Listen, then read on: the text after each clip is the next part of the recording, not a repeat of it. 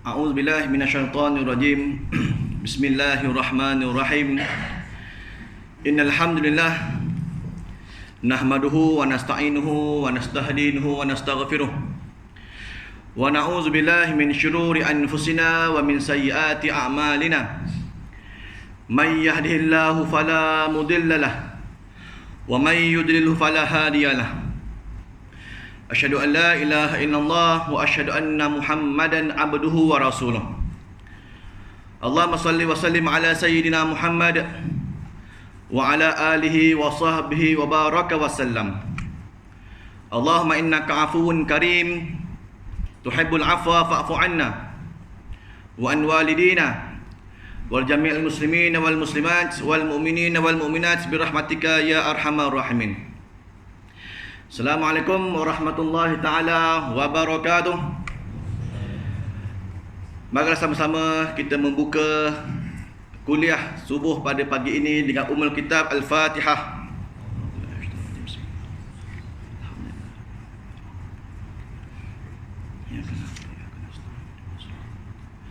Shiratal ladzina.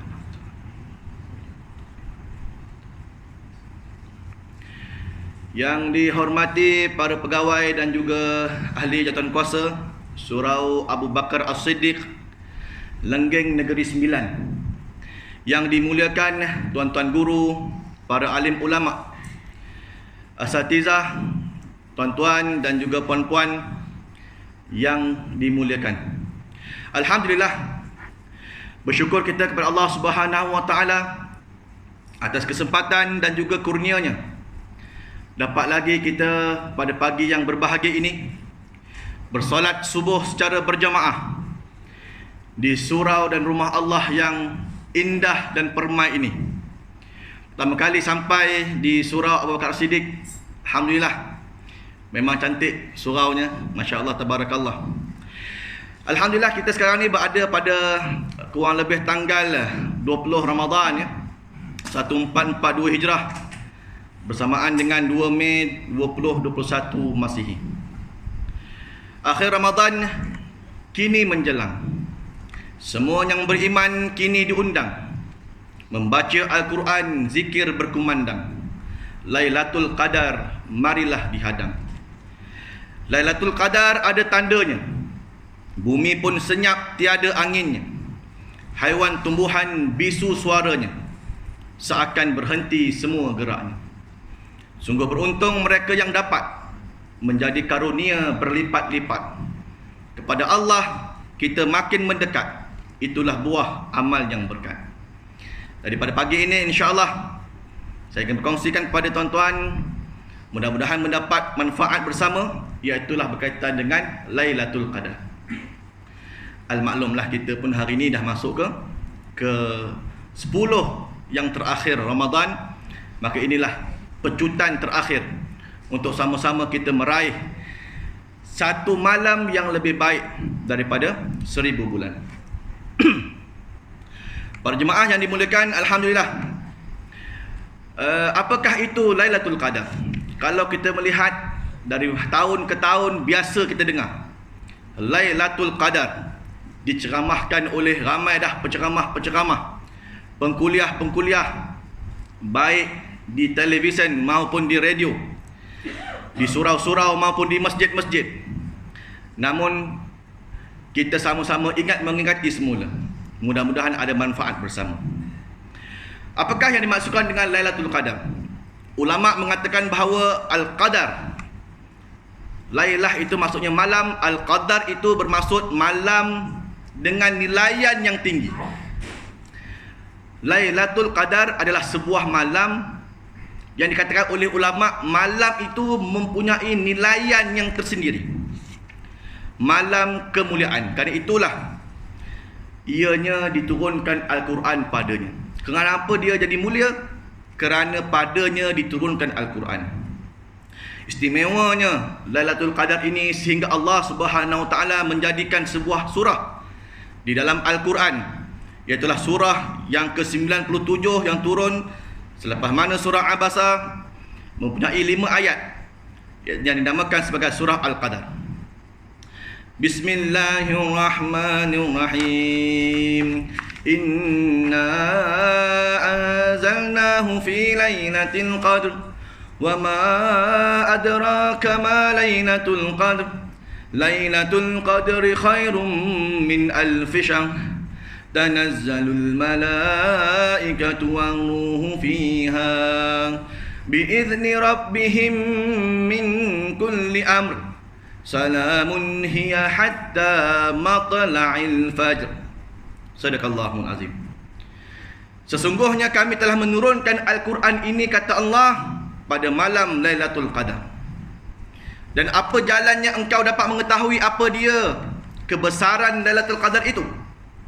Malam Lailatul Qadar itu lebih baik daripada 1000 bulan.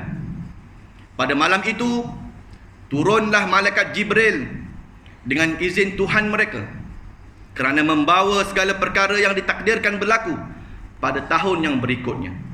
Sejahteralah malam yang berkat itu sehinggalah terbit fajar.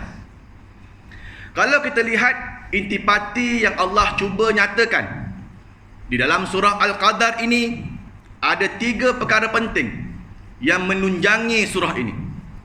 Yang pertama sekali, Allah kata ibadah pada malam Al-Qadar itu lebih baik daripada 1000 bulan. 1000 bulan bersamaan dengan 83 tahun 4 bulan. Barang siapa yang beribadah pada malam itu, pahalanya Allah bagi seolah-olah dia beribadah selama 83 tahun 4 bulan. Di hadapan saya mungkin ada tuan-tuan, puan-puan, haji dan hajah yang lebih lagi rasanya umur lebih daripada 83 tadi ni. Tapi bagi kita yang mungkin muda lagi ni belum tahu sampai usia ke 83. Usia depan pun belum tahu, apatah lagi 83.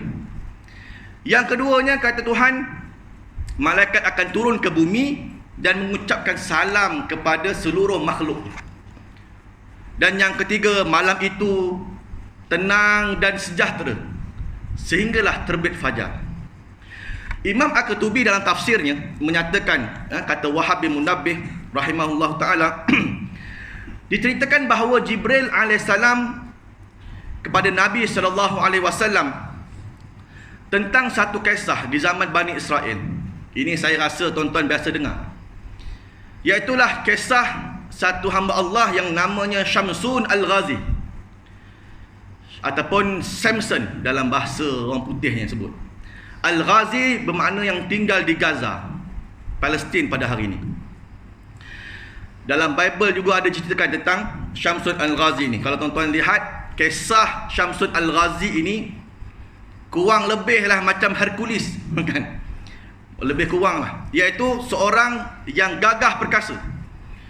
Dia boleh melawan musuh dengan bare hands, dengan tangan aja. Dia boleh tumbuk dinding, pecah apa semua. Jadi kurang lebih lah.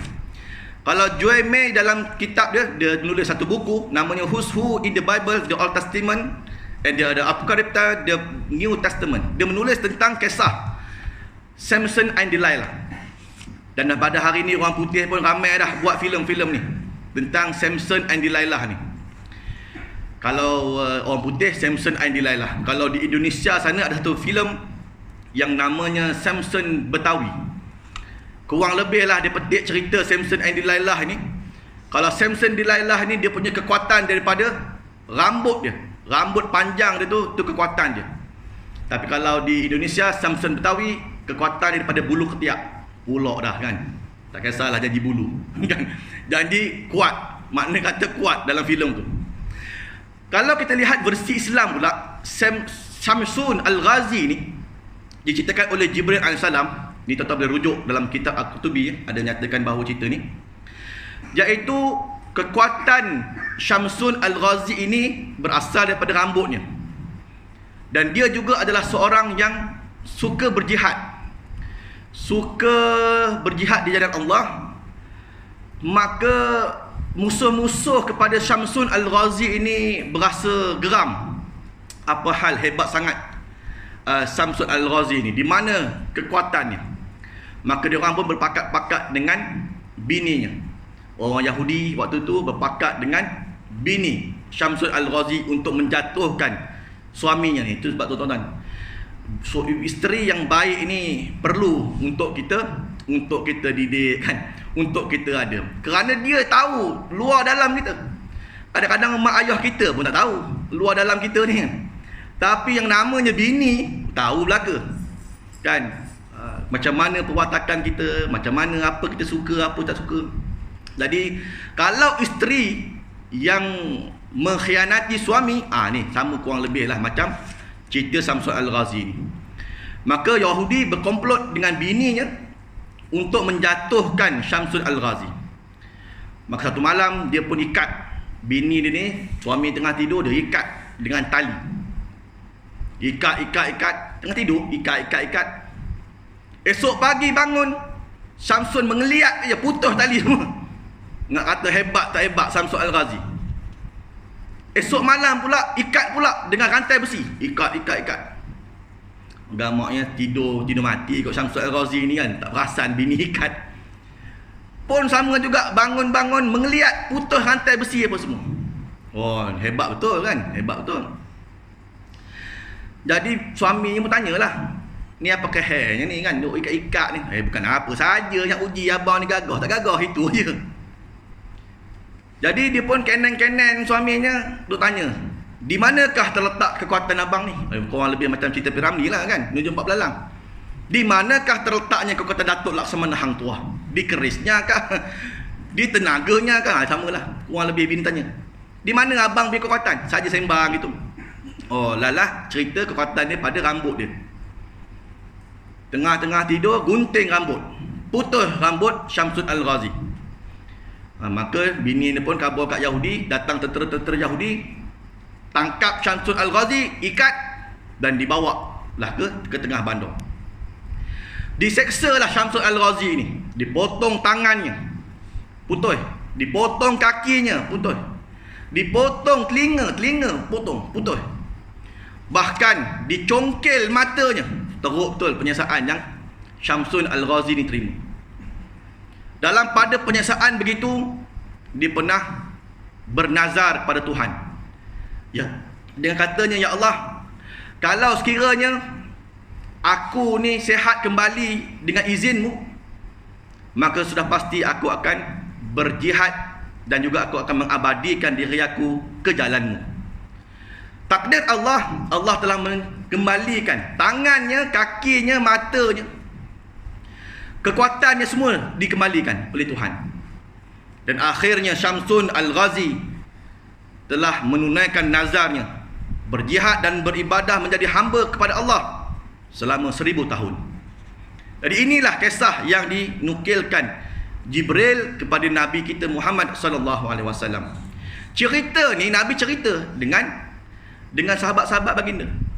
Itu cerita tentang kelebihan, tentang satu orang di zaman Bani Israel, bla bla bla bla. Maka sahabat-sahabat Nabi ni rasa jealous, kan? Rasa macam, untung orang zaman tu umur dah lah panjang-panjang. Orang dulu-dulu umur panjang.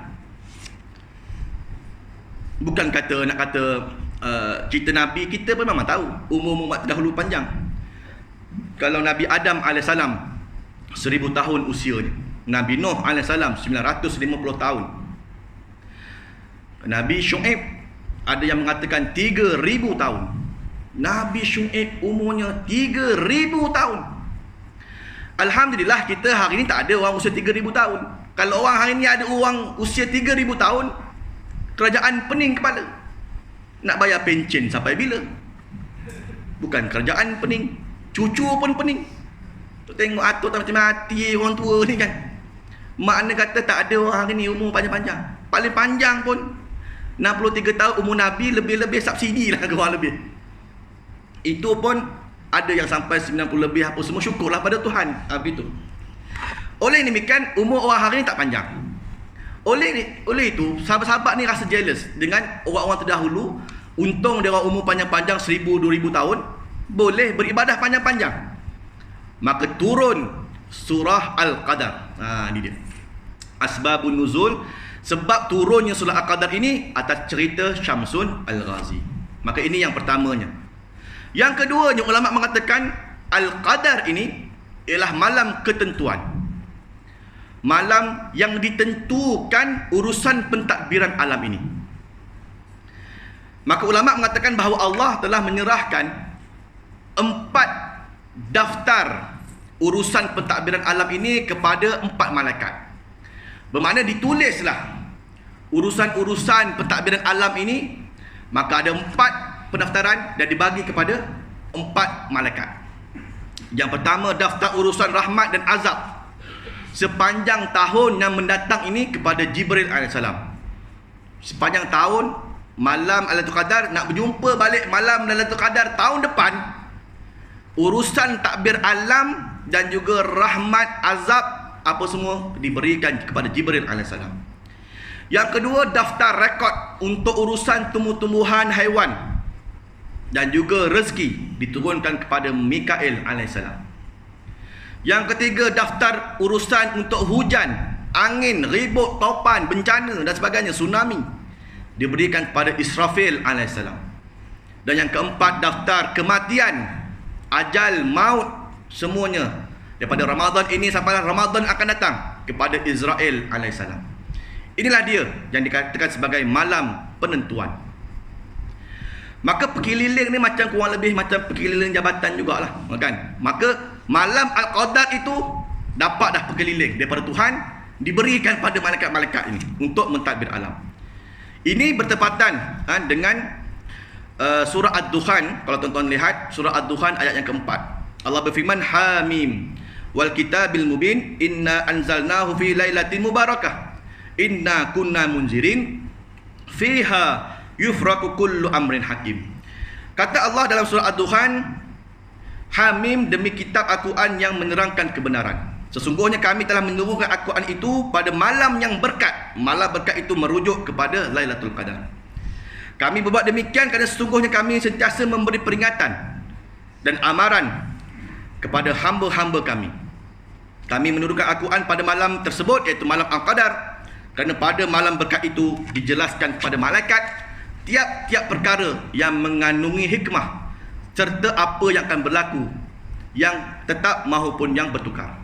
Maka daripada dalil inilah merujuk kepada urusan 4 tadi itu. Itu pandangan yang kedua, malam penentuan. Yang ketiga, Al-Qadar ini maksudnya malam yang sempit.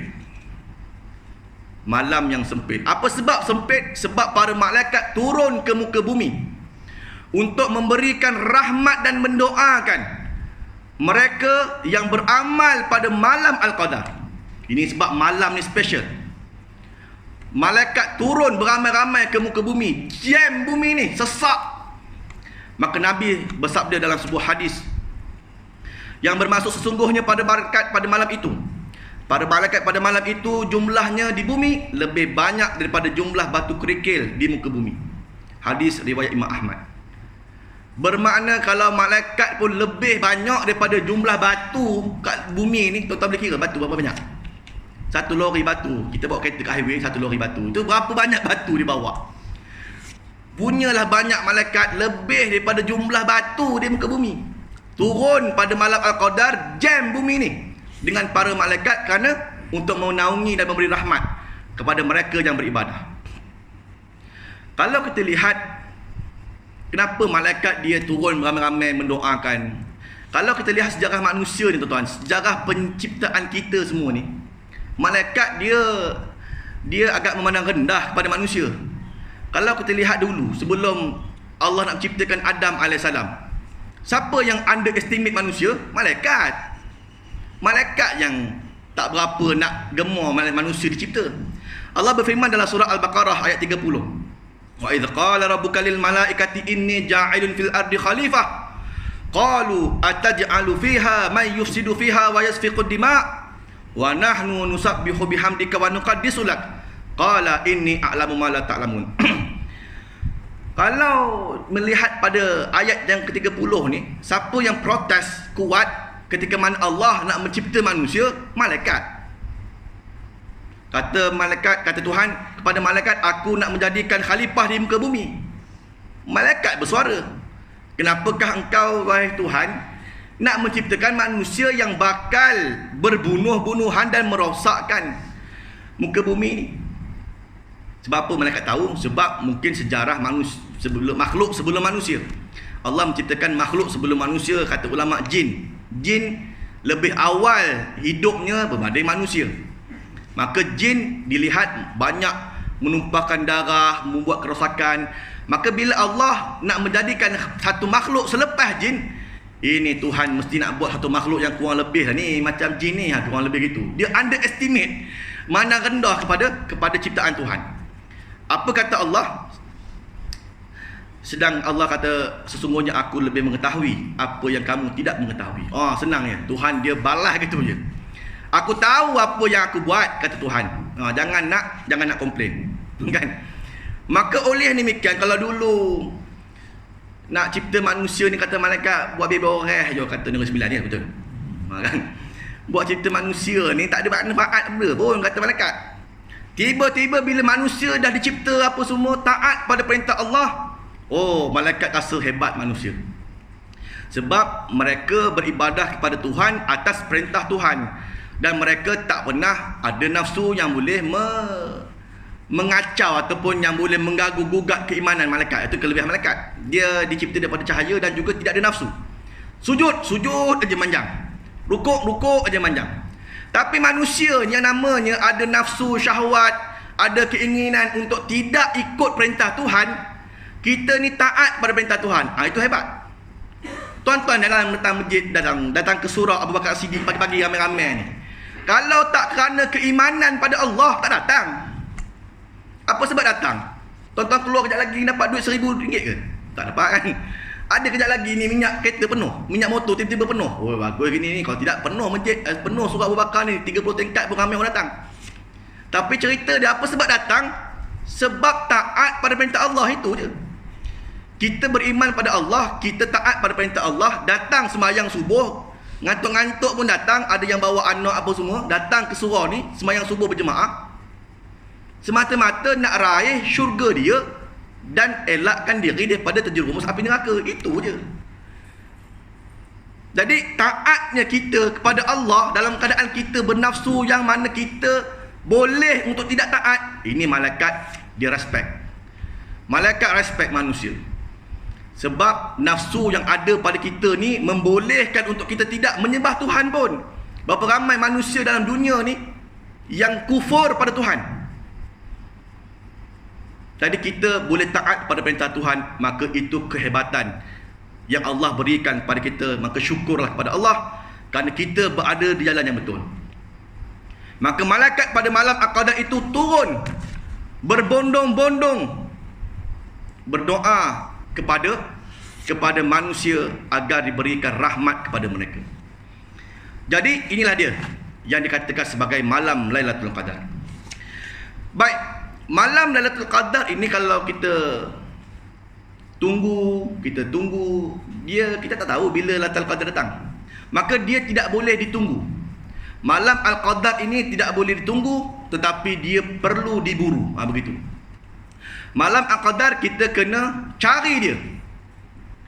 Maka bukanlah makna kata persediaan untuk menyambut malam Al-Qadar ini perlu dibuat lebih awal.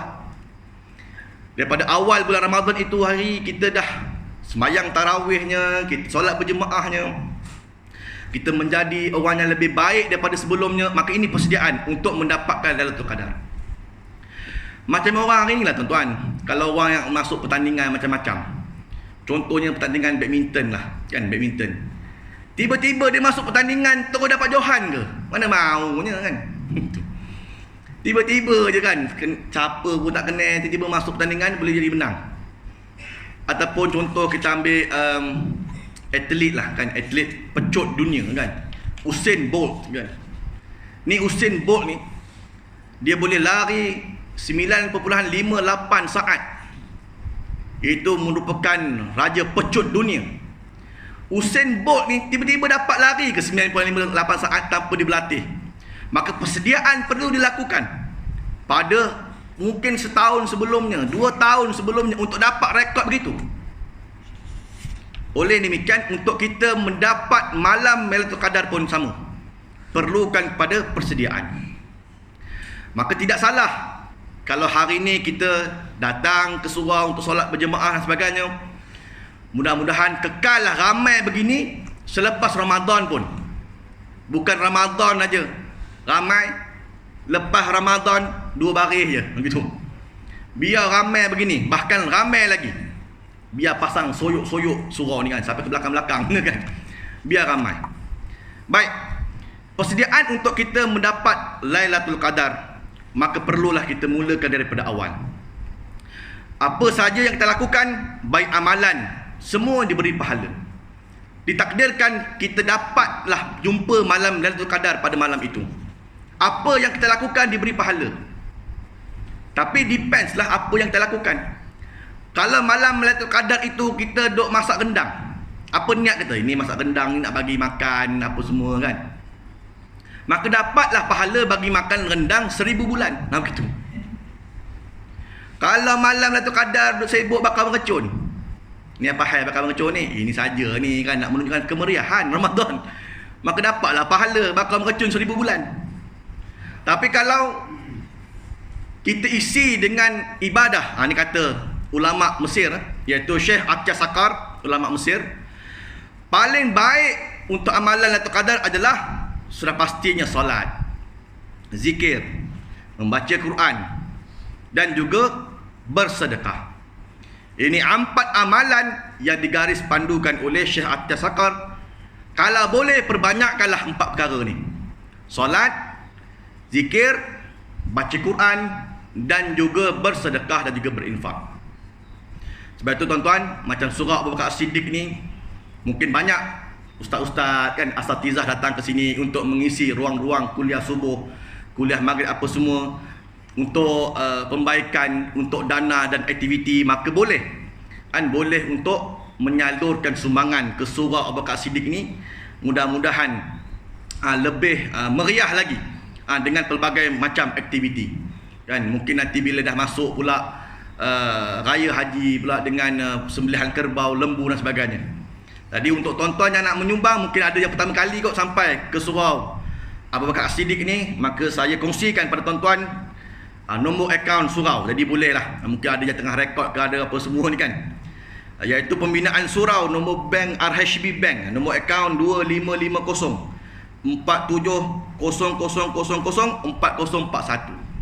Dan juga untuk aktiviti surau Bank Islam, nombor akaun 121950018415. Ini bukan akaun penceramah, bukan. Ini nombor akaun surau tuan-tuan. Jadi boleh menyumbang. Jadi mudah-mudahan lebih banyaklah. Manalah tahu kod bermula malam ini tuan-tuan menyumbang, masuk tabung duit kat sebelah tu, ataupun bank in hari ni. Hari ni senang. Bank in aja kan. Ada nombor akaun apa semua, secara apa, e-wallet aja boleh bersedekah dan sebagainya, boleh menyumbang. Jadi mudah-mudahan kena pada malam Lailatul Qadar, maka sumbangan tuan-tuan katalah RM1 punya pahala seumpama tuan-tuan bersedekah selama 83 tahun 4 bulan. Itu RM1. Kalau RM10, kalau RM100, bermakna inilah 10 malam pecutan terakhir ni. Setiap malam 100. Kena 10 malam 1,000. Allahumma salli ala Muhammad. Kalau kita lah tuan-tuan, Allah bagi kita ni banyak dah rezeki kan. Rumah kita ratus-ratus ribu harga kan. Setakat 1,000 untuk Ramadan, 100 hari, kena 10 malam, RM1,000 tak luar lah tuan-tuan. Rezeki Tuhan bagi, bahkan Allah Ta'ala kandakan, insya-Allah pada masa-masa ke depan. Jadi inilah dia untuk kita buat pecutan dan kita bersedekah dengan sebanyaknya. Baik. Sering orang tanya kepada saya tentang bilakah berlaku Lailatul Qadar. Ini soalan yang penting lah juga kan, orang tanya. Bila berlaku Ustaz Lailatul Qadar ni? Maka satu riwayat daripada Sayyidatina Aisyah radhiyallahu anha berkata bahawa Nabi SAW apabila tiba 10 malam terakhir Ramadan, baginda Nabi menghidupkan malam-malam tersebut dengan membangunkan isi rumah dan menjauhi isteri-isterinya. Imam Ahmad dan Muslim meriwayatkan yang bermaksud Rasulullah SAW berusaha sedaya upaya pada malam-malam 10 akhir Ramadan melebihi usahanya dalam pada malam-malam yang lain, daripada malam-malam yang lain. Jadi kalau kita sepanjang Ramadan kita ada niat RM1 sehari, contoh Ini malam 10 akhir Ramadan, RM10. Gandakan sedekah kita. Kalau kita sebelum ni solat tahajud, alhamdulillah, solat sekian-sekian, maka 10 malam terakhir lagi banyak solat yang kita lakukan. Begitulah yang diamalkan oleh baginda Nabi sallallahu alaihi wasallam. Maka ada banyak pendapat tentang berlakunya malam Lailatul Qadar. Pendapat yang pertama dan yang terkuat di kalangan para ulama, Lailatul Qadar berlaku pada malam 27 Ramadan. Maka hujah mereka antaranya yang pertama mengikut Abu Ka'ab, katanya, demi Allah sesungguhnya Ibnu Mas'ud telah meyakinkan bahawa malam Lailatul Qadar jatuh pada bulan Ramadan, manakala Lailatul Qadar pula jatuh pada malam yang ke-27. Akan tetapi dia enggan memberitahu kepada kami malam yang tepat kerana bimbangkan kamu tidak lagi berusaha mencarinya. Maka jangan fokus 27 aja. Itu ibaratnya, oh ni ustaz kata 27 ni, 27 datang surah penuh dengan qiyamul lail apa semua kan. Malam lain duduk rumah aja kan. Makna kata jangan difokuskan sangat 27 itu. Sebab ada pendapat yang lain. Yang kedua, kata yang mengatakan bahawa malam Lailatul Qadar itu jatuh pada 23 Ramadan. Inilah pendapat yang dipegang oleh Imam Syafi'i rahimahullah ta'ala. Ini juga pendapat yang dipegang oleh Imam Malik, Ibnu Khuzaimah, Abu Awanah dan At-Tahawi berdasarkan hadis riwayat Abdullah bin Unais bahawa Nabi SAW bersabda, taharau Lailatul Qadri Lailatul 23. Carilah malam Qadar pada malam yang ke-23 Ramadan. Maka ini pendapat yang kedua. Yang ketiga, malam Lailatul Qadar itu jatuh pada malam 21 Ramadan. Malam nanti ya, kan? Kalau betul 21 Ramadan, maka malam sekarang ni. Inilah juga pendapat yang dipilih oleh Imam Asy-Syafi'i.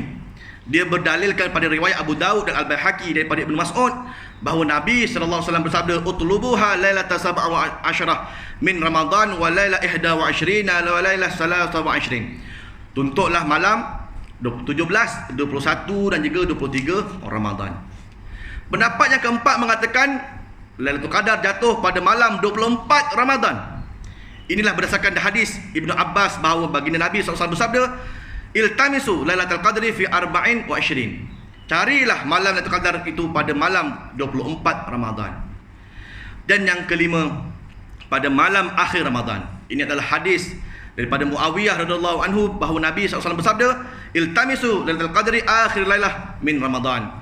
Carilah malam Al-Qadar itu pada malam akhir Ramadan. Hadis riwayat Ibnu Nas. Baik, inilah dia antara contoh hadis-hadis yang dibawakan oleh para ulama tentang malam Lailatul Qadar.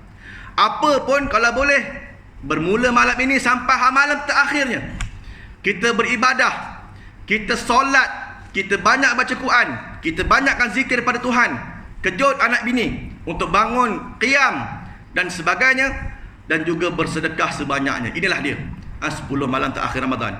Setiap apa yang kita lakukan, kalau kenalah malam itu pada malam Al-Qadar, maka Allah gandakan pada gandaan 83 tahun 4 bulan punya amalan. Jadi ini tuan-tuan, satu rezeki yang Allah turunkan kepada umat Nabi Muhammad sallallahu alaihi wasallam. Kita tak diperlukan sangat umur 1000 tahun. Tak perlu umur 1000 tahun untuk dapat beribadah. Cukup sekadar dapat jumpa Lailatul Qadar beribadah, maka seolah-olah kita hidup selama 1000 tahun. Lebih lagi untuk umat Nabi Muhammad sallallahu alaihi wasallam, setiap Ramadan Allah bagi Lailatul Qadar. Ini lagi hebat daripada umat-umat terdahulu. Umat terdahulu 1000 tahun kena hidup betul 1000 tahun. Kita kalau umur 80 tahun sekarang, bermakna tuan-tuan dah jumpa mungkin 80 kali Lailatul Qadar. Berapa banyak tahun kita punya amalan, itu kurang lebih lah kita boleh faham. Maka untuk malam Lailatul Qadar ini Allah berikan tanda-tandanya. Dia ada tanda. Kelebihan malam Lailatul Qadar ini dia ada tanda. Iaitu Ubadah bin Al-Samit radhiyallahu anhu berkata secara marfu', sesungguhnya malam Al-Qadar itu katanya bersih dan terang, seolah-olah bulan yang meneranginya dengan begitu tenang, nyaman, tidak terlalu sejuk dan tidak terlalu panas, dan tiadalah tempat bagi bintang untuk dilihat dengannya hinggalah ke waktu pagi. Dan daripada tandanya bahawa matahari pada waktu paginya keluar dalam keadaan yang tidak bercahaya dengan kepanasan seperti bulan penuh purnama, dan tidak ada lagi syaitan yang keluar bersamanya pada hari tersebut. Ini disebut dalam Umdah Al-Qari pada juzuk yang ke-11 muka surat 134. Daripada Ubay bin Ka'ab pula mengatakan bahawa Nabi sallallahu alaihi wasallam bersabda yang bermaksud sesungguhnya matahari terbit pada hari tersebut tidak mempunyai cahaya dan kepanasan. Dan juga Ibnu Mas'ud mengatakan bahawa sesungguhnya matahari keluar pada pagi tersebut kecuali sesungguhnya matahari keluar pada setiap hari antara dua tanduk syaitan kecuali pagi Al-Qadar. Jadi ini antara contoh kan ketenangan yang ada tentang malam Al-Qadar. Jadi matahari yang dilihat bercahaya dan menyinari pagi itu dilihat tenang aja. Malamnya bercahaya, malamnya tenang, dan begitulah keadaan. Baik, sebagai penutup kepada perkongsian Al-Qadar pada pagi ini, bagi tuan-tuan yang berjumpalah, yang ditakdirkan kita ni jumpalah malam Al-Qadar ini. Apa yang kita lakukan? Bercanang dalam Facebook, oh malam tadi aku jumpa malam Al-Qadar kan. Update status, TikTok dan sebagainya. Jadi apakah reaksi para ulama tentang kalau seseorang itu berjumpa dengan Al-Qadar? Kita ni ditakdirkan Allah Ta'ala jumpalah betul Al-Qadar, maka apa yang perlu kita lakukan? Kan? Maka kata ulama, kita perbanyakkan amalan-amalan tadi, dan bagi mereka yang berjumpa dengan malam Al-Qadar, maka disunatkan untuk menyembunyikannya. Ini disebut dalam Fathul Bari, juzuk yang keempat, muka surat 268, dan Al-Majmu', juzuk yang keenam, muka surat 461. Bagi siapa yang jumpalah Al-Qadar, maka hendaklah kita menyembunyikan. Bukanlah duk cana dalam Facebook, malam tadi aku jumpa Al-Qadar kan. Memanglah betul kot kita jumpa, alhamdulillah. Maka hendaklah kita menyembunyikan. Apa sebab kita kena sembunyikan? Kerana dibimbangi, pahalanya ditarik oleh Allah kerana riak kita. Kan riak kita duduk sanang dalam Facebook, dalam apa semua, maka riak kita itu kata ulama boleh menyebabkan pahala Al-Qadar dihapuskan. Elok dapat, tak dapat kan. Oleh ni kan jangan duk sembang-sembang. Mana kata nak cerita setakat bini boleh lah kan. Cerita dengan suami okey, anak-anak pun boleh. Ini cerita satu dunia tahu kan. Macam dia seorang dapat jumpa Al-Qadar gitu. Ya. Maka itulah dia yang dikatakan sebagai Al-Qadar. Baik, jadi sebagai akhirnya mudah-mudahan saya mendoakan agar kita semua dapatlah berjumpa yang namanya malam Lailatul Qadar ini. Amin. Baik, itulah kurang lebih perkongsian pada pagi ini. Mudah-mudahan ada manfaat di sisi Allah Subhanahu Wa Taala dan kita semua. Terima kasih atas segala perhatian. Mohon maaf atas segala kekurangan. Jumpa lagi di lain-lain kesempatan insya-Allah. Sebelum kita mengakhiri tazkirah subuh pada pagi ini, marilah sama-sama kita berdoa kepada Allah. Mudah-mudahan Allah kurniakan kepada kita kebaikan Ramadan pada tahun ini. Bismillahirrahmanirrahim. Alhamdulillahirabbil alamin. Wassalatu wassalamu ala asyrafil mursalin wa ala alihi washabbihi ajmain. Allahumma inna nas'aluka ridhaka wal jannah. Allahumma inna nas'aluka ridhaka wal jannah wa na'udzubika min sakhatika wan nar. Allahumma innaka afuwun karim tuhibbul afwa fa'fu anna wa an walidina wal jami'il muslimin wal muslimat wal mu'minina wal mu'minat bi rahmatika ya arhamar rahimin. Rabbana atina fid dunya hasanah wa fil akhirati hasanah wa qina adzabannar. Wa sallallahu ala sayyidina Muhammad wa ala alihi wa sahbihi wasallam. Walhamdulillahirabbil alamin. Taqabbalallahu minkum minna wa minkum taqabbal ya karim. Aku la qali hadza wa astaghfirullahalazim li wa lakum. Ya. Ya, silakan. Sekiranya kita jumpa malam Lailatul Qadar. Ya. Boleh tak kita bukan nak kata riak, kita share bersama kalangan keluarga kita supaya dia pun manfaat. Okey. Baik, seperti mana saya maklumkan tadi bahawa ulama menggariskan bahawa itulah dia. Kalau kita jumpa Lailatul Qadar, sebaik-baiknya kita menyembunyikan. Kerana apa tuan-tuan? Beginilah kita ambil contoh. Kita ambil contoh. Satu orang yang mungkin dia hidupnya huha-huha gitu kan. Dia jenis semayang tak semayang apa semua. Tiba-tiba dia jumpalah Al-Qadar betul. Lepas tu dia bagi tahu kat kawan-kawan pejabat ke apa semua, saudara mara, aku jumpa malam Qadar. Pirah kau orang sembahyang betul-betul. Jadi satu fitnah kepada diri dia. Aku jumpa betul kan. Aku jumpa betul, aku nampak bintang pagi, matahari ni apa semua. Jadi orang akan melekehkan dia. Maka ini dikatakan oleh ulama sebagai satu fitnah kepada diri dia dan juga agama. Oleh demikian, macam saya kata tadi, boleh untuk kita ceritakan dalam kaum keluarga tak ada masalah. kan, setakat isteri, suami, anak-anak kan, ataupun mungkin kenalan yang memang fahamlah diri kita. Mudah-mudahan dengan kita sharekan cerita itu, orang lagi semangatlah kot nak beribadah ke apa semua. Itu aja. Tapi peganglah pada yang dikatakan oleh ulama, kalau kita jumpa sebaiknya kita menyembunyikan lah. Kita menyembunyikan. Maka adakah salah untuk kita seimbang? Tak salah. Tidak ada dalil pun mengatakan bahawa wajib menyembunyikan. Tak, ini tidak wajib. Cuma ulama meletakkan perlu untuk kita sembunyikan kerana dikategori riak dan juga takabur dan juga mengelakkan fitnah tadi. Itu saja. Ya, mudah-mudahan menjawab soalan tadi. Baik, itu saja. Wallahu alam. Aku qouli hadza wa astaghfirullah li wa lakum. Assalamualaikum warahmatullahi taala wabarakatuh. Wallahu alam.